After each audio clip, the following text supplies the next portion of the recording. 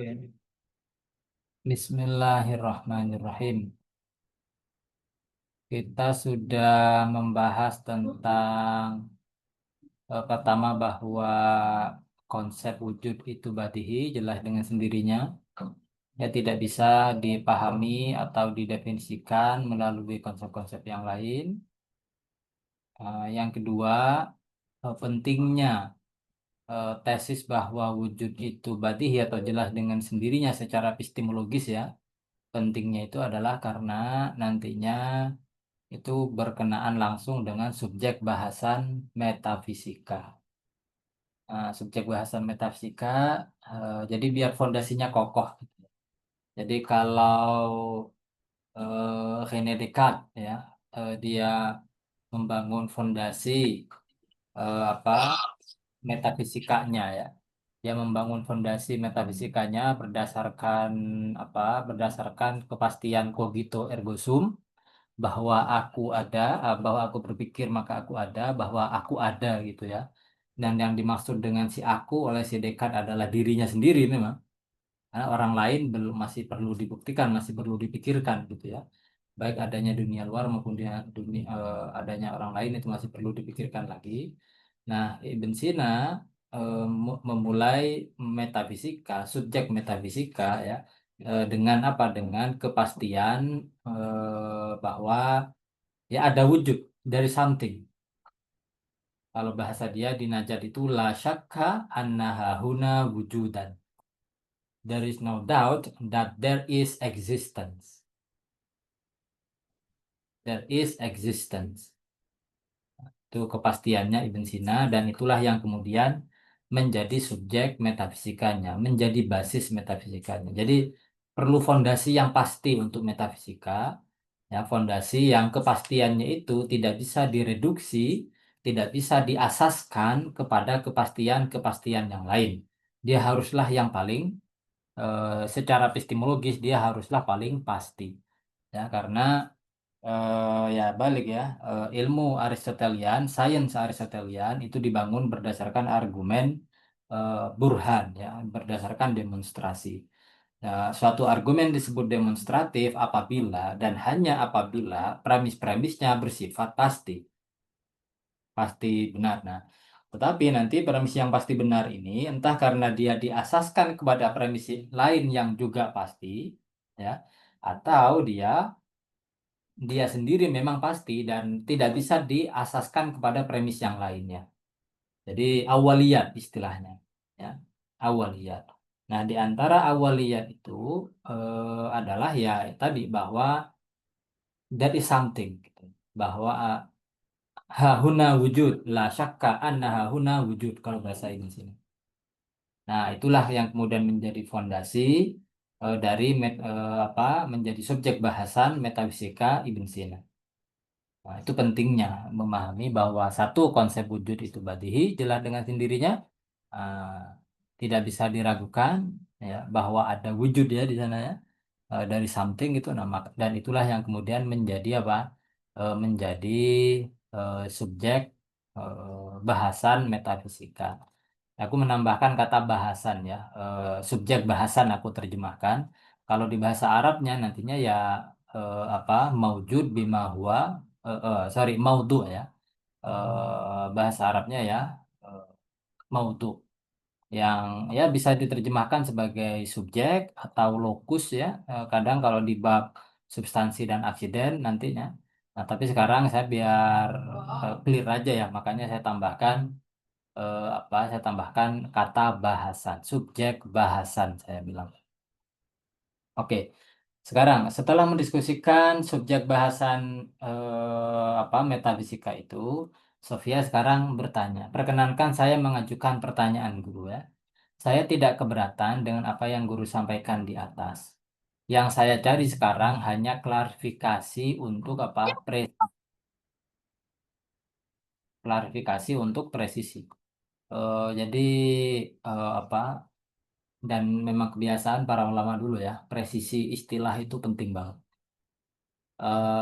Kalau teman-teman baca Bidayatul Hikmah misalnya, atau membaca Sulam Munawwarah, atau membaca Ummul Barahin, atau apalagi ya kelas Tawalul Anwar, apalagi ya kelas Ibn Sina ya. Itu istilahnya presisi banget, ya presisi banget. Apa istilahnya banyak istilah teknis yang kalau kita tidak pelan-pelan membangun kebiasaan, membangun keakraban dengan istilah-istilah itu, kita bakal tersesat. Gitu. Salah satu contoh bahwa kita sudah tersesat adalah apa? Dalam belantara teks-teks klasik itu adalah apa? Kita menyangka paham, padahal istilah teknisnya kita nggak paham. Ya, itu sudah tanda-tanda kesesatan orang penggaji filsafat Islam atau filsafat tradisional pada umumnya.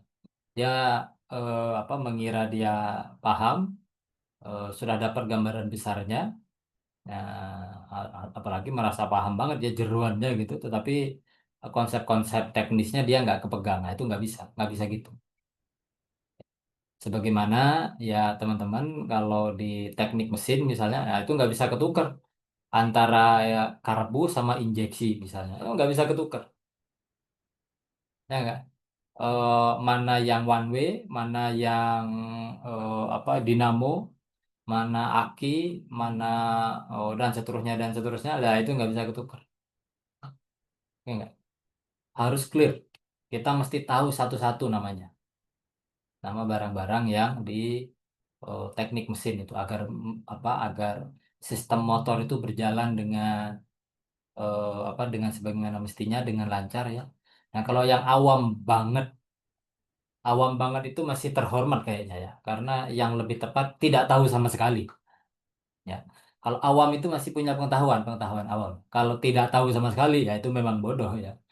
Nah, kayak saya misalnya, ini bodoh banget saya tentang urusan motor. Ya nggak? Dan di saat kemudian apa ke bengkel, oh ininya rusak, oh gitu, oh ya udah, jadi gimana, ganti ya, ya udah, iya ya aja ketipu berapa ratus ribu apa macam-macam nggak paham, ya udah, taklid total, taklid buta, ya kan? Dan taklid buta itu biayanya mahal, oke nggak? Taklid buta itu biayanya mahal, itu berlaku baik di kedokteran maupun di permesinan maupun di keagamaan sama aja, biayanya mahal, oke nggak? Biayanya mahal. Nah, jadi dan keahlian di bidang ilmu apapun itu tergantung diantaranya kepada apa? Penguasaan kita atau seberapa presisi kita, seberapa cermat kita paham istilah-istilah teknis. Oke, itu untuk kita sendiri ya, untuk kita yang belajar. Tapi saat kita menjelaskan, nah sebisa mungkin istilah teknisnya itu sesedikit mungkin gitu. Oke nggak? Untuk menjelaskan, untuk mendiskusikan. Nah, tapi untuk yang belajar beneran, yang memang pengen tahu, harus naik levelnya. Oke nggak? Harus naik levelnya. Harus tahu mana apa mana obeng yang nomor sekian, apalah macam-macam kunci Inggris yang inilah, yang itu ya, yang Bismillahirrahmanirrahim. Oke, jangan ngeraba-raba ya. Ini bukan saatnya ngeraba-raba kalau baca teks filsafat Islam. Harus masuk sedalam-dalamnya ya. Nggak cukup ngeraba ya. Oke, kita pelan-pelan ya. Pelan-pelan. Tenang aja. Sebenarnya, sekarang Sofia nanya. Sebenarnya konsep apakah itu yang badihi? Konsep wujud ataukah konsep maujud? Ayo loh. Ini nggak mudah ya. Konsep wujud apa konsep maujud itu yang badihi? Atau semuanya? Lalu apa sebenarnya subjek bahasan metafisika? Yang maujud sejauh dia maujud, ya, al maujud bima huwa maujud, atau al wujud bima huwa wujud, yang mana nih? Maudhu'ul ilahiyat yang mana? Kalau maujud artinya sesuatu yang ada. Jadi subjek bahasan metafisika itu, atau metafisika itu sebenarnya mempelajari apa sih? Mempelajari yang ada sebagai yang ada, atau mempelajari ada sebagai ada? Yang mana nih? Ini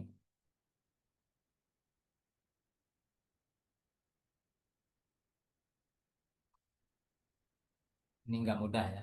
Tadinya aku mau ngejawab ini di sini di pertemuan ini, cuman kok setelah baca-baca lagi, wah ini panjang ini. Ini hanya bisa dijawab nanti.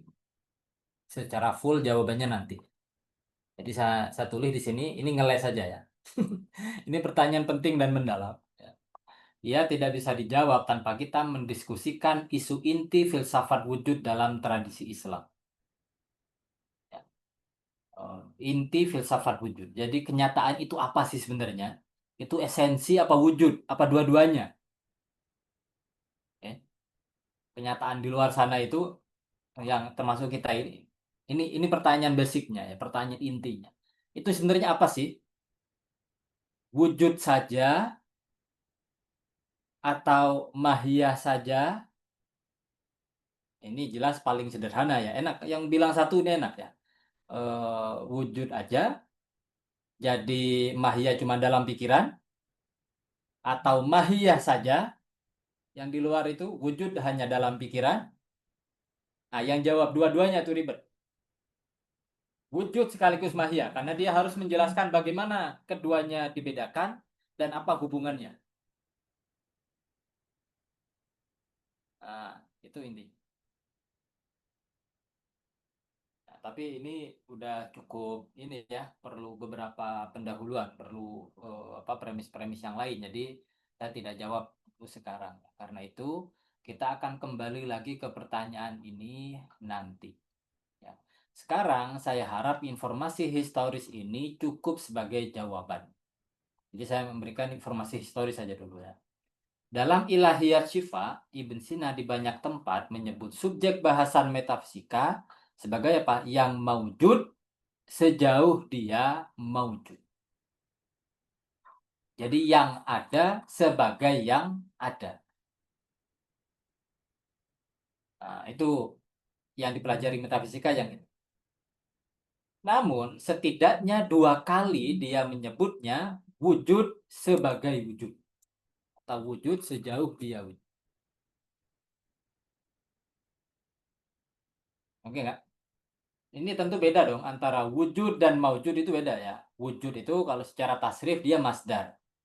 Kalau maujud isim maf'ul. Oke nggak? Wujud itu adalah tindak mengada itu sendiri, the act of being. Kalau mungkin kalau apa bahasanya Aquinas mungkin nanti gitu ya. The act of being, tindak menjadi ada itu sendiri. Kalau maujud itu artinya apa? Dia semacam tindak apa kondisi bahwa dia ditemukan atau bahwa dia ada. Ya kan? Nah, tetapi ingat bahwa isim apa bahwa isim maf'ul itu kan kata sifat ya. Dia ismus sifat. Dan otomatis ada yang disifati. Makanya di sini saya terjemahkan maujud itu sebagai yang ada. Yang maksudnya apa? Maujud itu maksudnya adalah apa? Mahia yang ada. Oke enggak? Mahia yang telah mempunyai kenyataan di luar sana. Oke enggak? Dia mempelajari mahia yang telah ada, yang telah menyatu dengan ada, yang telah mempunyai ada di luar sana. Kalau mahia yang belum punya kenyataan itu di luar sana ya, misalnya ya, mahia dalam pikiran tetapi tidak punya kenyataan di luar sana. Misalnya apa? Mobil Pajeroku. Nah, kalian pasti tahu. Ya. Hmm, mobil Pajero milik Pak Wawan. Nah, itu nggak ada kenyataannya. Oke nggak?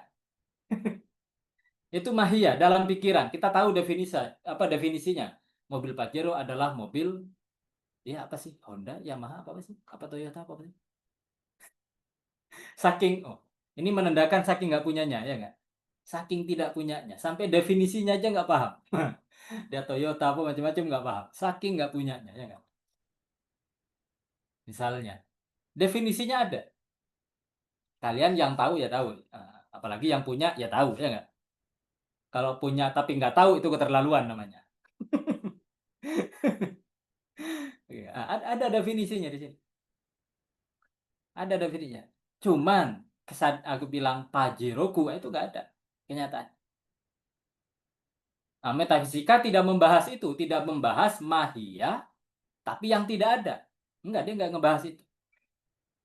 Metafisika membahas mahia. Ini Ibn Sina ya. Metafisika membahas mahia yang ada di luar sana. Ya laptop di hadapan kita, handphone di hadapan kita, gelas kopi, kemudian ya malaikat, termasuk jiwa kita, termasuk pikiran kita, termasuk kemudian Tuhan. Nah, itu yang dibahas. Tapi dia tidak membahas apa mahia yang tidak punya kenyataan enggak. Oke enggak? Dan seterusnya. Itu namanya maujud sejauh dia maujud. Yang ada sebagai yang ada.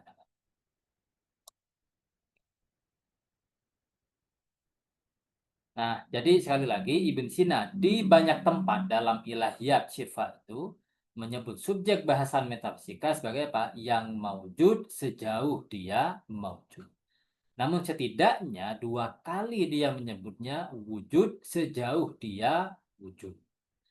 Emang enigmanya penulis klasik itu kayak gitu ya. Kadang dia bikin sedikit apa penyebutan berbeda aja, wah itu udah cukup fatal. Udah menimbulkan pertanyaan. Ini kok bisa dia nggak konsisten gini sih gitu. Oke, nggak?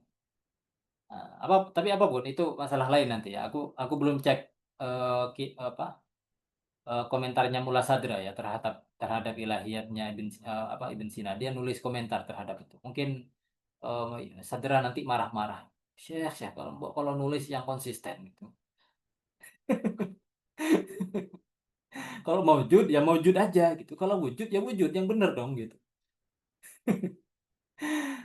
Jadi dari perspektif ini, subjek bahasan metafisika bisa dibilang adalah apa? Maujud sebagai maujud atau wujud sebagai wujud. Karena sama-sama ada basisnya apa dalam Ibn Sina. Oke nggak? Sama-sama ada basisnya. Namun manakah yang paling tepat untuk menggambarkan sistem metafisika Ibn Sina itu masalah lain. Kalau menurutku yang lebih tepat yang maujud sebagai maujud. Ya. Kalaupun dia menyebut wujud sebagai maujud, itu keselio lidah aja. Entah keselio lidah atau kita harus cek manuskrip-manuskrip yang lain. Jangan-jangan dulu yang menyalin manuskripnya lagi ngantuk, ya kan? Ya mungkin lagi ngantuk, ya dia mestinya tulis maujud, akhirnya nulis wujud gitu. Kopinya udah mulai kurang, ya kan? Udah ngantuk, kan hidup lagi capek-capeknya, ya nggak? Raja berantem sama istrinya gitu misalnya atau apanya, ya nggak? Nah, jadi akhirnya dia keliru nulis. Bisa aja. Kita perlu nyari yang namanya, kalau dalam begini ini, nyari manuskrip yang paling tua. Ya. Nah, sekarang ini, aku lupa webnya ya, ada project untuk membuat edisi Ilahiyat Syifa ini didanai oleh Uni Eropa, berapa ratus ribu euro gitu ya. Ya kalau dirupiahkan mungkin sekitar miliar atau triliun miliar kayak sekian puluh atau ratus ya miliar mengumpulkan seluruh manuskrip ilahiyat dari berbagai tempat. Kalau nggak salah ketemu 300-an manuskrip. 300 manuskrip, tapi yang bisa dipakai 100 berapa begitu. Yang mimpin proyeknya pasti bukan orang Indonesia ya, pasti bukan. Yang mimpin proyeknya orang Italia, namanya Amos Bertolacci namanya. Dari University di Pisa apa gitu ya. Nah, hasilnya nanti akan ditulis di web komplit dengan terjemahan bahasa Inggrisnya. Oh, mungkin nanti kita akan dapat, tapi belum tahu ya kapan ininya. Apapun, kita lihat aja nanti apakah teks yang merujuk menyebut wujud sebagai wujud ini valid apa enggak ya di manuskrip-manuskrip yang lain. Tapi apapun, sekarang baiklah kata guru. Sekarang hakim nanya, guru, perkenankan saya bertanya. Saat di awal guru menjelaskan, udah sebenarnya nggak enak pakai guru ini. Kayak apa? Saat di awal guru menjelaskan bahwa konsep wujud itu jelas dengan sendirinya, itu tampak mengasumsikan bahwa makna wujud itu hanya satu. Apakah betul demikian? Enggak. Jadi si hakim ini bernalar di awal kan dibilang bahwa konsep wujud itu badihi, dia jelas dengan sendirinya. Artinya apa jelas dengan sendirinya? Ya begitu mendengar kata ada kita langsung paham. Oke enggak? Beda dengan misalnya kita bilang bahwa konsep wujud itu univoc. Nah, pasti nanya kan univoc apa ya gitu. Oke enggak? Tidak jelas dengan sendirinya. Tapi kalau aku bilang misalnya Chelsea Islan ada, oh jelas banget. Oke enggak? Misalnya, oke enggak? Langsung jelas. Ada itu jelas banget. Nah, karena maknanya jelas banget begitu, maka kemudian hakim menarik, dia mencoba mengapa? Menarik entah kesimpulan atau menjelaskan asumsi di baliknya atau konsekuensi, mungkin konsekuensi lebih tepat. Itu tanpa berkonsekuensi ya, bahwa apa? Makna wujud itu hanya satu. Apakah betul demikian? Nah, ini spoiler ya. Nanti bakal ada yang bakal bilang apa bahwa makna wujud itu lebih dari satu. Nah, nanti dulu. Sekarang, guru nanya, bisakah kau jelaskan bagaimana kau sampai pada asumsi tersebut? Gimana dia kok bisa? Dari pemahaman bahwa konsep wujud itu jelas dengan sendirinya, kok tiba-tiba dia menarik kesimpulan, oh berarti bahwa apa makna wujud itu hanya satu. Gimana ceritanya?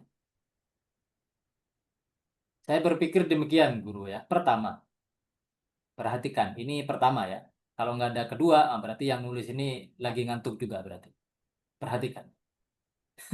Pertama, secara akal sehat bisa dipahami bahwa yang satu atau yang sederhana itu lebih pantas untuk punya ciri jelas dengan sendirinya.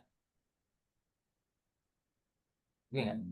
Artinya apa? Yang jelas dengan sendirinya itu apabila ya dia hanya satu atau sederhana. Oke nggak?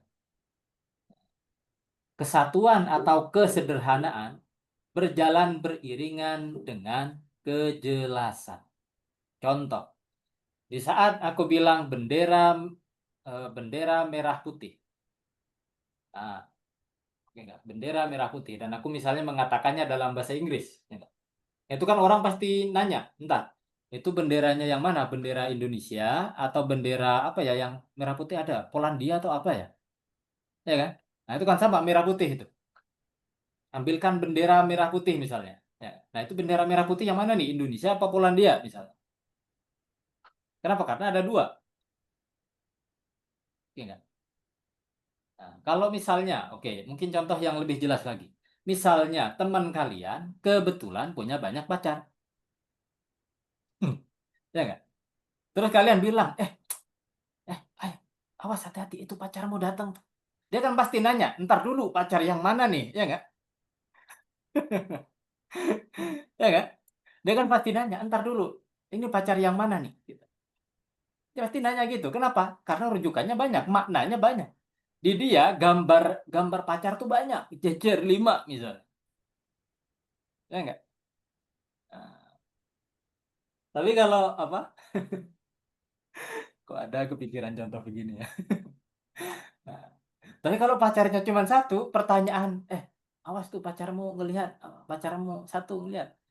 Bertanya pacar yang mana, nah itu nggak pas. Ya nggak pas. Berarti dia bohong selama ini, bilang pacarnya cuma satu, itu berarti bohong. Karena pertanyaan yang mana itu mengandaikan lebih dari satu. Oke nggak? Makanya di sini aku bilang kesatuan atau kesederhanaan berjalan beriringan dengan kejelasan. Artinya apa? Makin sederhana dan makin unik, makin satu sesuatu itu makin jelas. Oke nggak? Makin jelas. Sebaliknya, kompleksitas atau kejamakan cenderung diwarnai oleh ketidakjelasan. Oke nggak? Jadi, kalau makna wujud itu satu, masuk akal ia jelas dengan sendirinya. Kalau maknanya satu. Hanya jika maknanya cuma satu, masuk akal ia jelas dengan sendiri.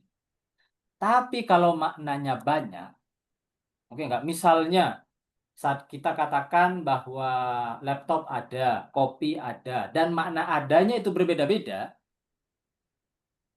oke nggak? Padahal wujud dan hanya wujudnya adalah konsep atau makna paling umum dan mendasar. Perhatikan ya, kalau makna wujud itu banyak, sedangkan konsep yang paling umum, paling mendasar, yang berlaku hampir ke semua subjek itu hanya wujud. Oke enggak? Maka itu berarti apa? Itu berarti kita mesti menggunakan konsep-konsep lain untuk memahaminya. Ya enggak? Balik lagi. Kalau maknanya banyak, ini bisa langsung ke sini berarti ya. Kalau maknanya banyak, itu berarti apa? Kita mesti menggunakan konsep-konsep lain untuk memahaminya. Ini saya kira membuatnya tidak jelas dengan sendirinya dan malah dia apa? Mesti dijelaskan dengan makna-makna lain. Oke nggak? Kalau makna wujud itu banyak, misalnya ada makna wujud A berlaku untuk manusia. Manusia ada, dia punya makna sendiri. Adanya itu punya makna sendiri. Misalnya, ya enggak? Pikiran ada, nah, adanya itu punya makna sendiri.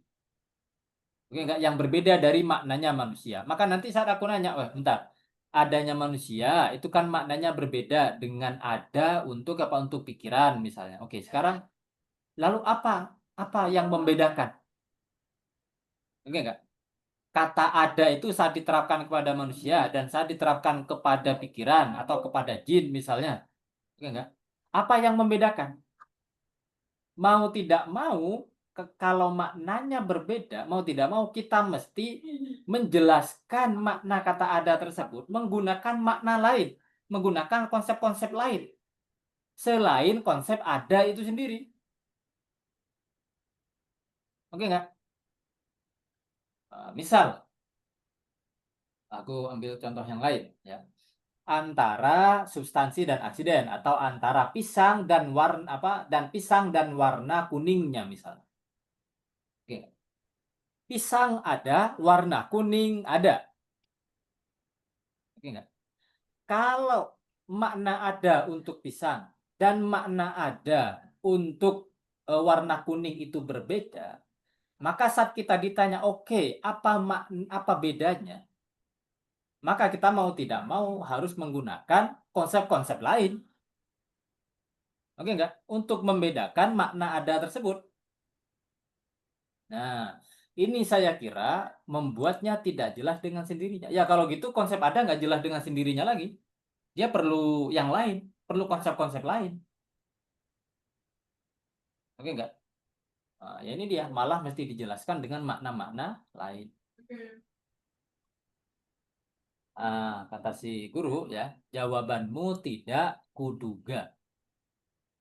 Karena dia hakim ini menghubungkan antara kebadihian dengan apa? Kesatuan dan kesederhanaan. Sebaliknya, dia menghubungkan kompleksitas dengan apa? Ketidakjelasan. Oke enggak? Dia menghubungkan demikian. Nah, sependek ingatanku, aku belum pernah menemukan argumen untuk kesatuan makna wujud dirumuskan dengan cara demikian. Kecuali aku lupa. Ya, kalau teman-teman ada, enggak kok ada yang merumuskan begini ya silahkan, nggak apa-apa ya. Dan kalau ternyata belum pernah ada juga ya syukur. Ini si hakim yang dapat ini ya, yang dapat argumen gitu ya, bukan aku ya. Kalau kalian nanya-nanya itu si hakim siapa sih gitu. Nah, tanya aja Ashraf itu, temannya Ashraf deh. Dan aku setuju dengan cara pikirmu. Ya, sekarang Sofian. Tapi apakah memang ada guru ya, orang berpandangan bahwa makna wujud itu jelas dengan sendirinya, tapi maknanya lebih dari satu? Ada nggak sih?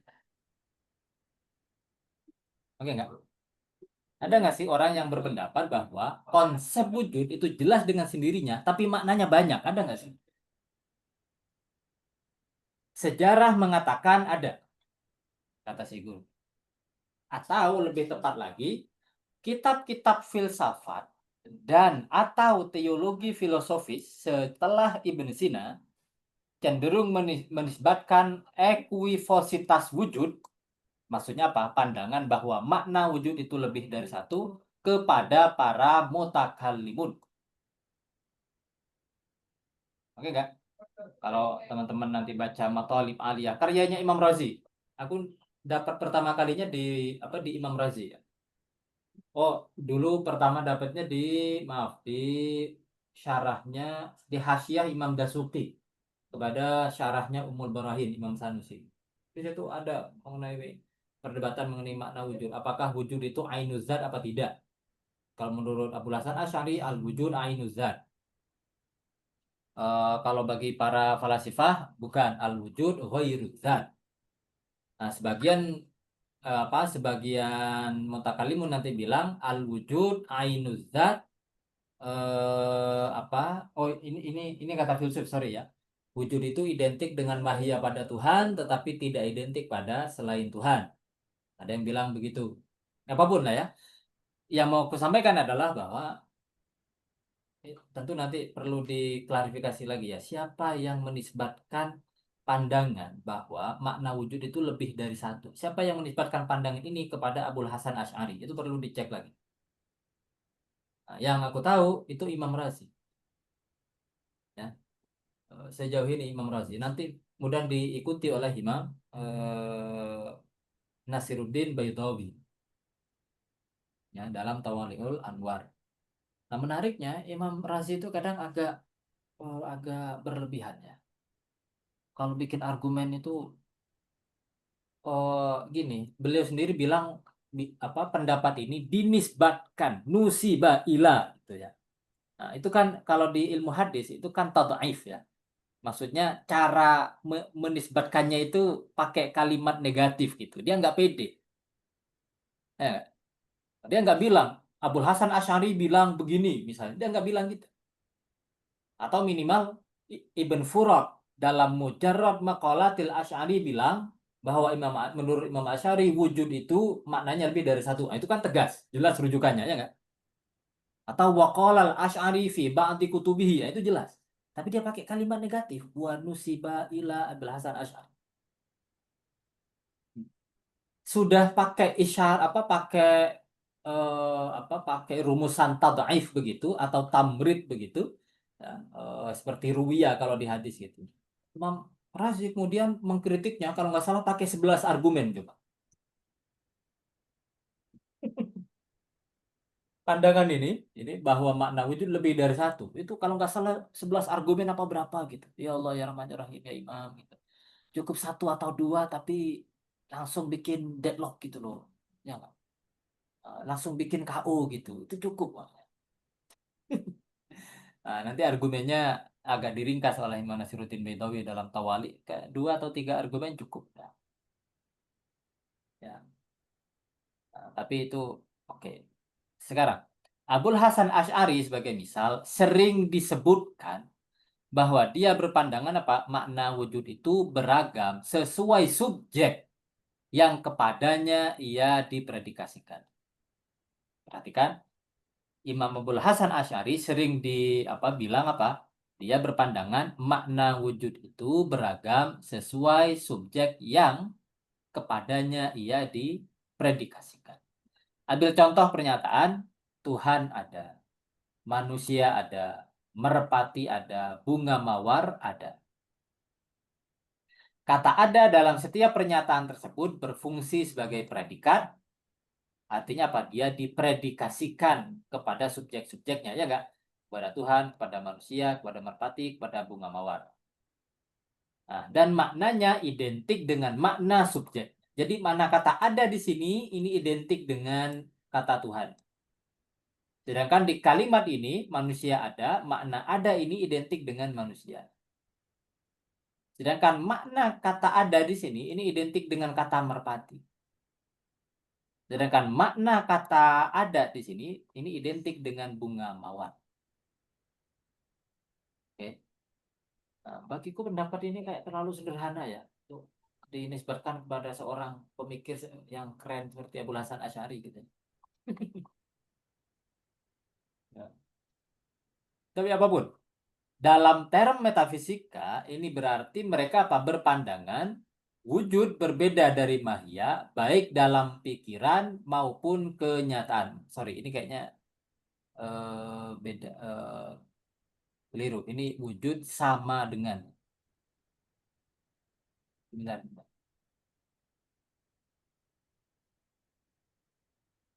Maknanya identik dengan makna subjek.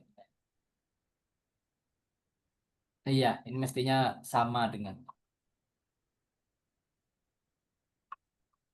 identik dengan mahia, ya, baik dalam pikiran maupun kenyataan.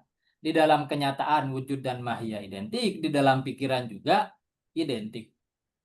Makanya ini nggak nambah apa-apa. Kata ada di sini nggak nambah apa, tidak menambah apa-apa terhadap subjeknya. Oke nggak? Kata ada, kalau misalnya aku bilang manusia manusia itu jahat. Nah, kata jahat itu kan menambahkan makna lain yang tidak ada di dalam, yang tidak terkandung di dalam kata manusia, ya nggak? Manusia itu baik. Nah, kata baik itu, predikat itu menambahkan sesuatu kepada subjeknya. Oke nggak? Merpati itu misalnya membawa surat. Nah, predikat membawa surat itu menambahkan sesuatu kepada subjeknya, menambahkan makna, ya nggak? Tapi kalau makna ada di sini, kalau menurut pendapat yang dinisbatkan kepada Abu Hasan Asy'ari, itu nggak nambah apa-apa. Karena maknanya full, total identik maknanya. Oke nggak? Dengan subjeknya. Gitu. Dalam term metafisika, ini berarti apa? Mereka berpandangan wujud identik dengan mahya, baik dalam pikiran maupun kenyataan. Nah, sebagian mutakalim lain disebut berpandangan apa? Bahwa wujud punya dua makna. Satu makna khusus untuk Tuhan, satu makna lagi umum untuk apapun selain Tuhan. Jadi para mutakalimun dianggap berpendapat demikian ini.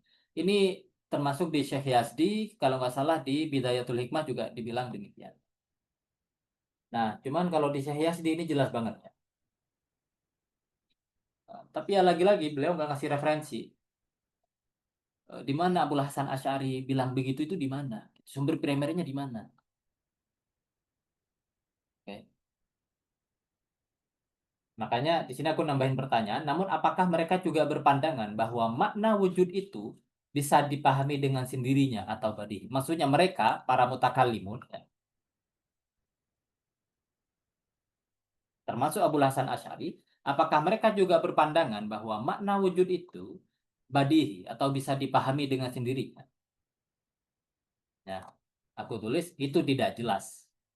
Maksudnya apa? Sumber-sumber itu tidak menyebutnya dengan rinci. Ya. Secara umum, aku mengusulkan agar historisitas penisbatan pendapat itu dikaji dengan lebih rinci dan pasti. Menurutku nggak mungkin lah ya. Makna kata wujud dengan makna kata zat itu kan berbeda. Gitu. Pastinya ya, konsepnya berbeda. Ya, meskipun dalam kenyataan nanti identik, ya itu nggak masalah. Ya. Nggak masalah. Bahwa dalam kenyataan wujud dan mahia itu identik itu nggak masalah. Hmm. Nah, bisa jadi mereka mau mengatakan bahwa apa wujud identik dengan mahia dalam kenyataan, tetapi makna wujud dalam pikiran hanya satu dan bisa berlaku kepada mahia apapun. Bisa jadi mereka mau bilang begitu. Nah, saya kemudian ngecek di artikel ini ya, di Ash'arite Ontology Primary Entities ya, tulisannya Richard Frank. Ya. aku belum selesai baca ininya dan memang agak susah juga ya analisisnya ya. Richard Frank nulis studi tentang apa tentang teologi Asy'ari ini di saat dia sudah matang sebagai seorang sarjana. Jadi analisisnya cukup rinci ya dan macam-macam. Eh, jadi ya masuk poinku ya agak susah baca artikelnya. Teman sejauh yang aku tangkap sependek sejauh ini aku baca beberapa halaman ya sekitar 20-an halaman dari artikel. Artikelnya panjang ya, sekitar 50 atau 60 halaman. Kalau diterbitkan di Indonesia nggak bisa itu. Nggak ada jurnal yang nerima. Karena jurnal di Indonesia 17 halaman aja. Eh, eh, ya, tapi intinya menurutku apa ya perlu tahqiq lagi gitu. Apakah para mutakalimun memang berpendapat demikian? Itu perlu ditahqiq lagi. Aku sih ragu ya. Oke, sejauh ini apakah ada pertanyaan?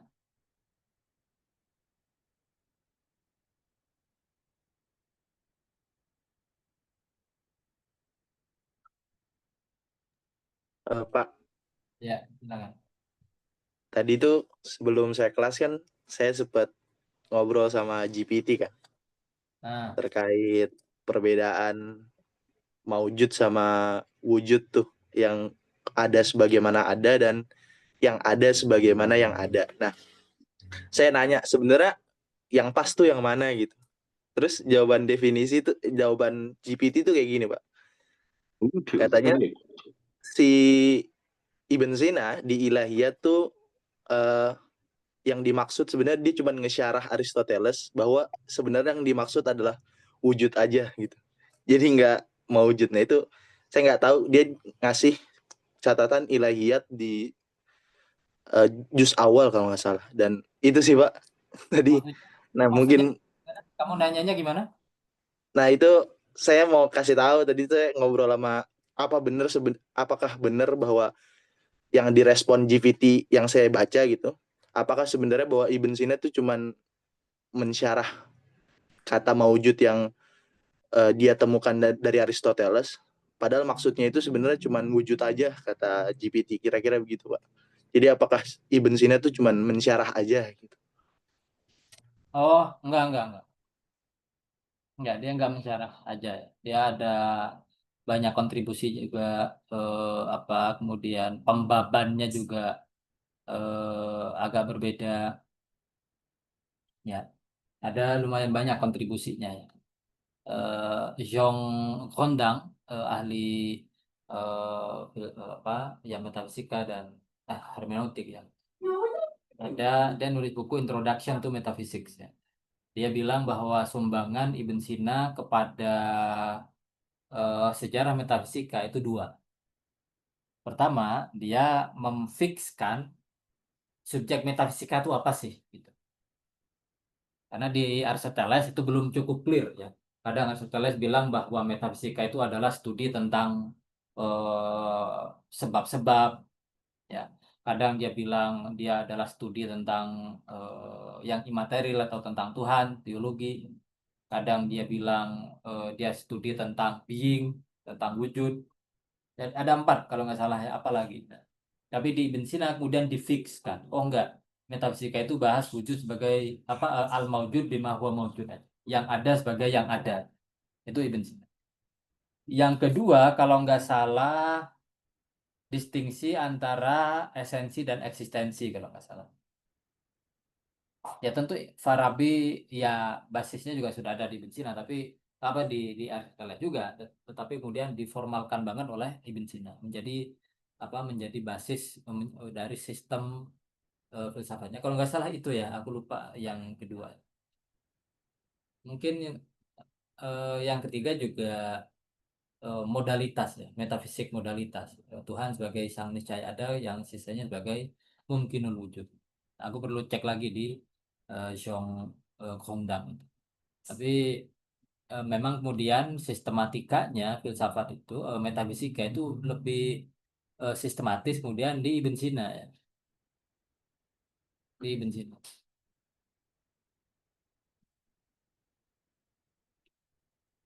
Ya, demikian. Kalau GPT bilang apa tentang wujud, nah itu ya gitulah. Ya, silakan. Apakah ada pertanyaan lagi?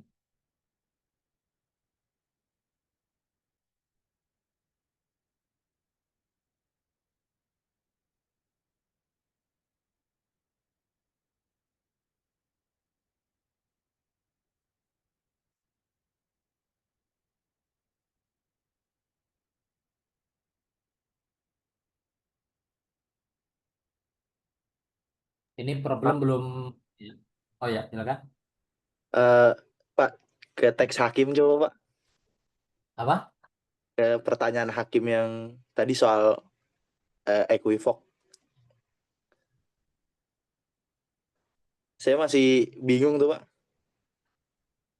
Yang kenapa ditanya sama gurunya, kenapa kamu bisa asumsi seperti itu tuh saya masih bingung tuh. Oke, balik lagi.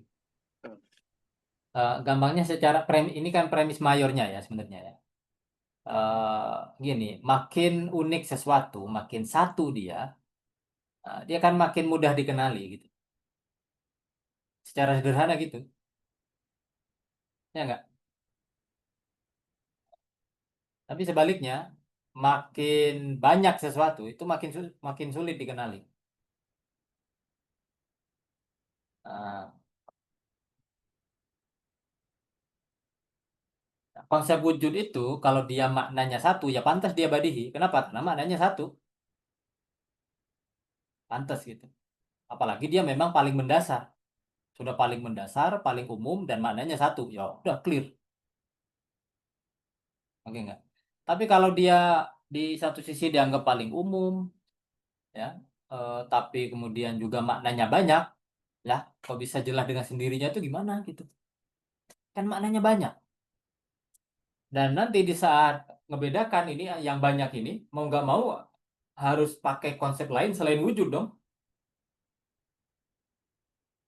ya nggak? Mau nggak mau. Seperti misalnya apa warna ya, yang bisa ada ya putih misalnya, ada putih tulang, ada putih apa macam-macam. Nah, itu untuk apa mendefinisikannya ya nanti apa apa ini maksudnya ini?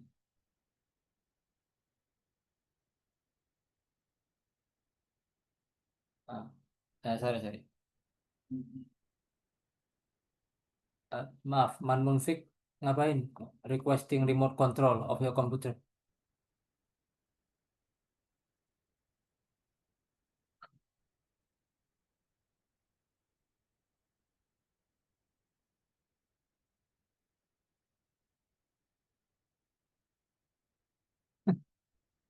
Oke, balik lagi. Ya,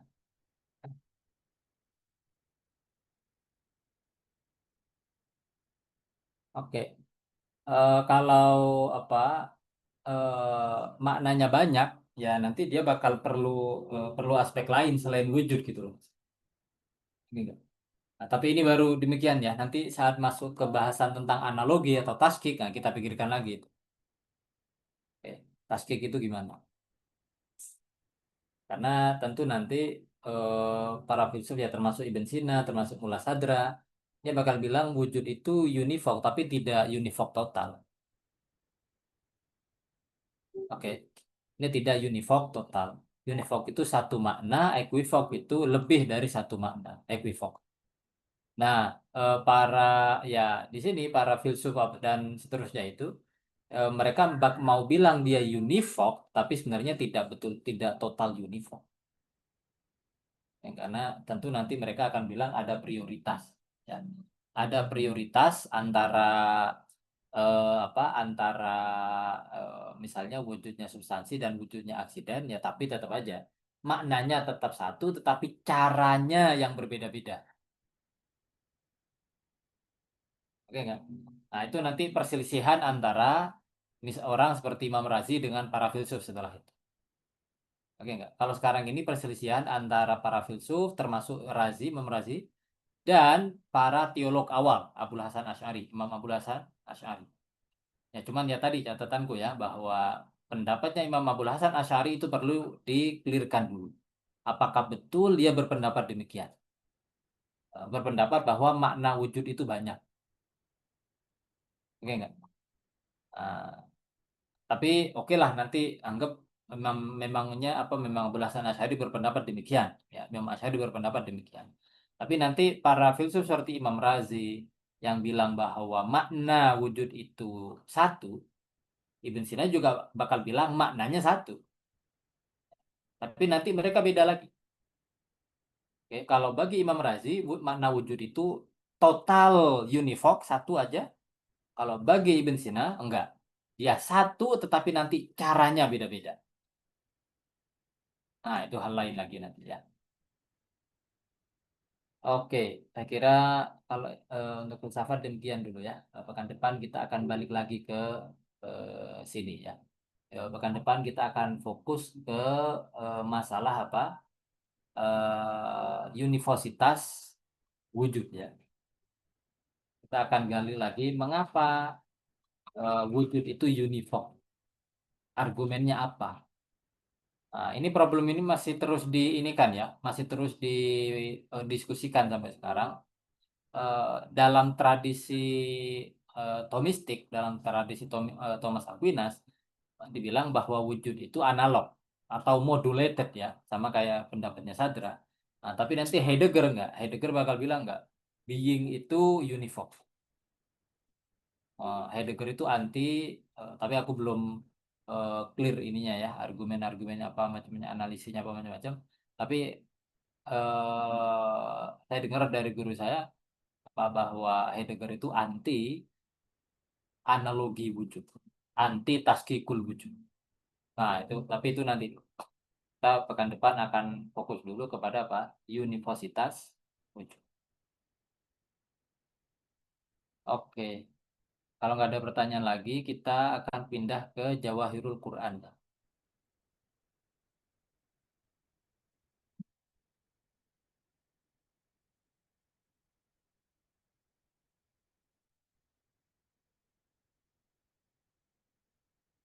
Oke. Oh, 41, oke. Siap. Oke, sekarang kita ke Jawahirul Quran. Bismillahirrahmanirrahim. Nah, sebelumnya kita sudah bahas bahwa ilmu Al-Quran itu berlapis-lapis ya. Ada ilmu kulit, kemudian ada ilmu yang hampir ke inti, kemudian ada ilmu inti.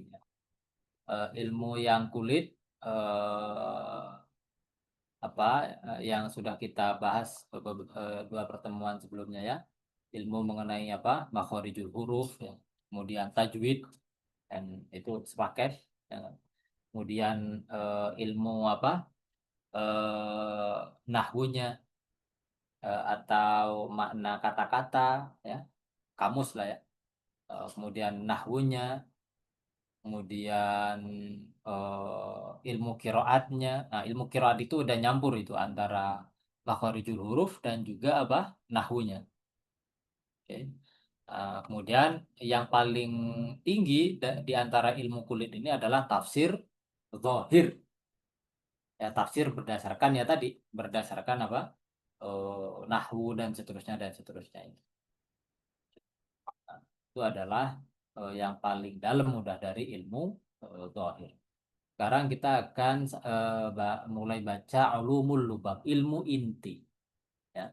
Tapi ya lagi ilmu inti ini wahia ala tabaqatain. Ini terdiri dari dua level. Oke, enggak? At-tabaqatus sufla min ulumil lubab. Level bawah dari ilmu inti. Wahia ulumul aqsam as-salasa.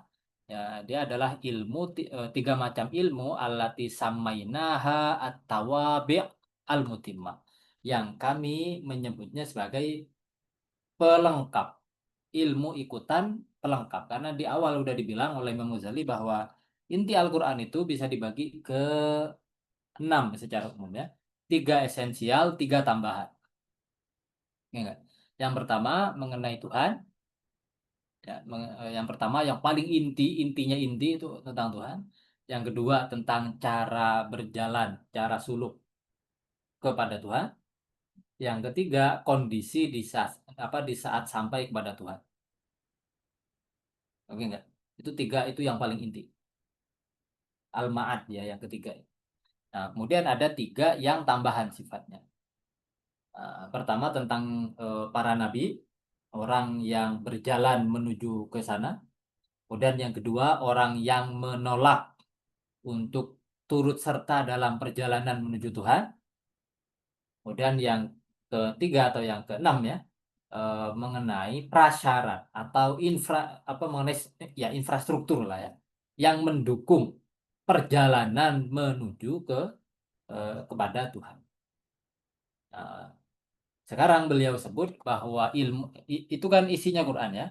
Kalau yang sisanya yang kemarin itu baru cara baca aja, tajwid, tasrif, nahwu, kemudian qiraat, kemudian tafsir, tafsir berdasarkan nahwu dan seterusnya. Itu baru alat aja, baru kulit, belum nyampe ke intinya. Nah, ini inti tapi masih inti luar katakanlah ya. Nah, ini adalah yang Imam Ghazali maksud dengan tiga ilmu pelengkap. Jadi falqismul awwalu ma'rifatu qasasil Quran.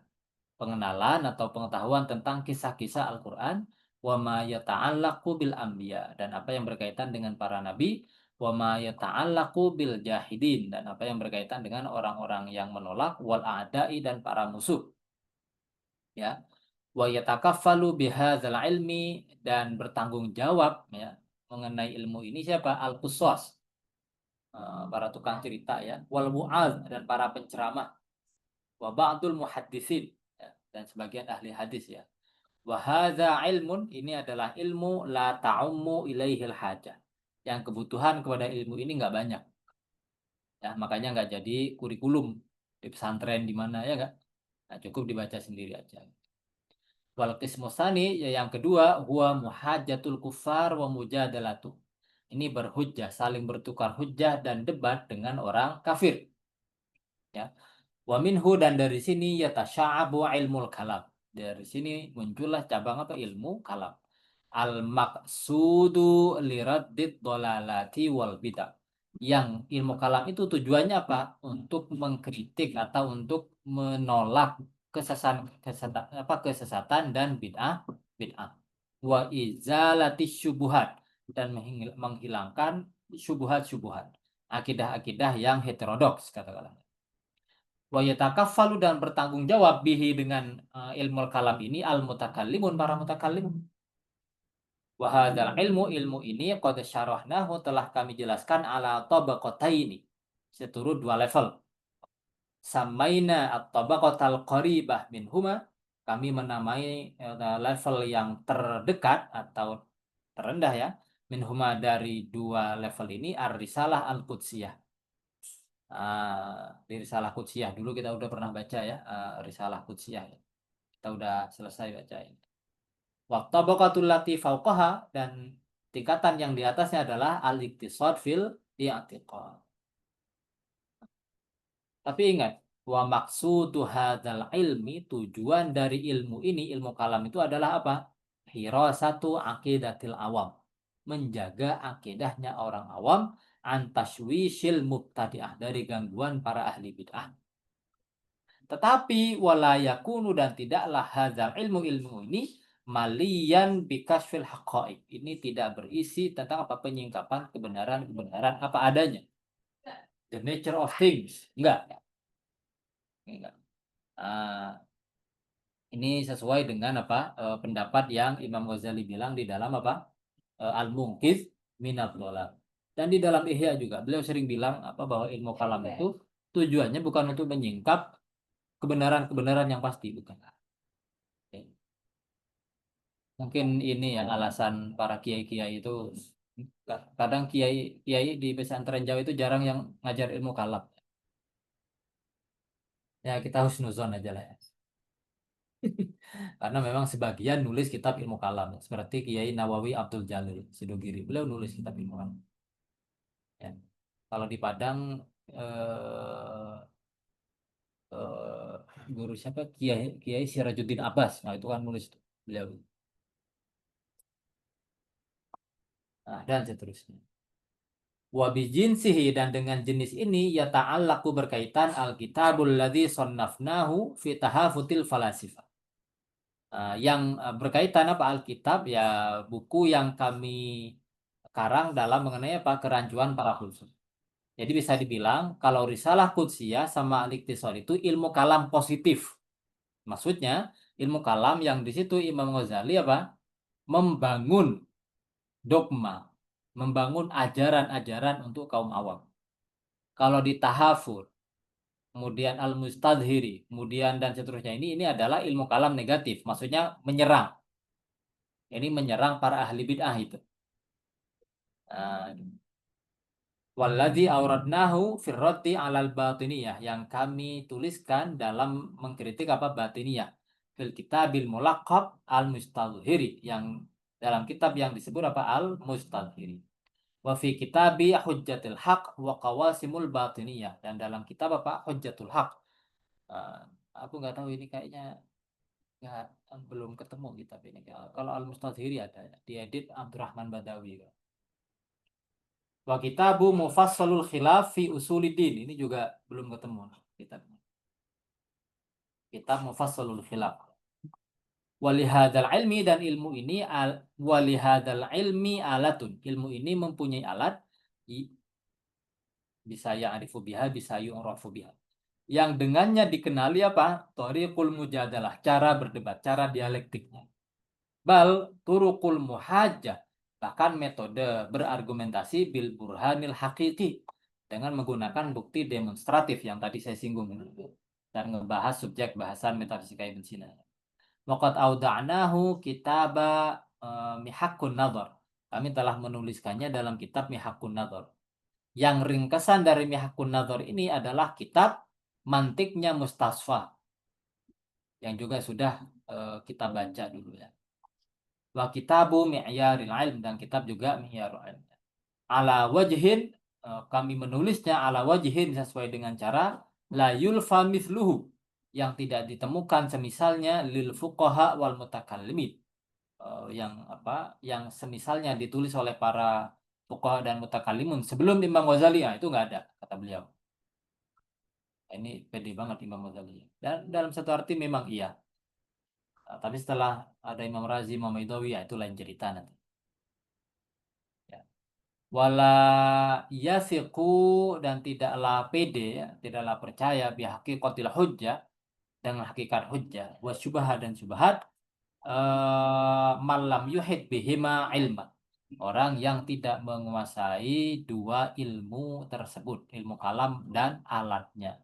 Jadi ya balik lagi ya, pelajar kalam ya juga sama, jadi tetap harus tahu apa logika. Ya. Kalau enggak ya dia nggak bisa berargumen gitu. Apalagi dosen filsafat. Aneh aja. Dosen filsafat suruh ngajar logika nggak mau. Kenapa susah? Nah, kok kok bisa begitu gitu. Gitu. Oke, sampai sini dulu. Apakah ada pertanyaan tentang fikih kita baca pekan depan? Apakah ada pertanyaan sejauh ini?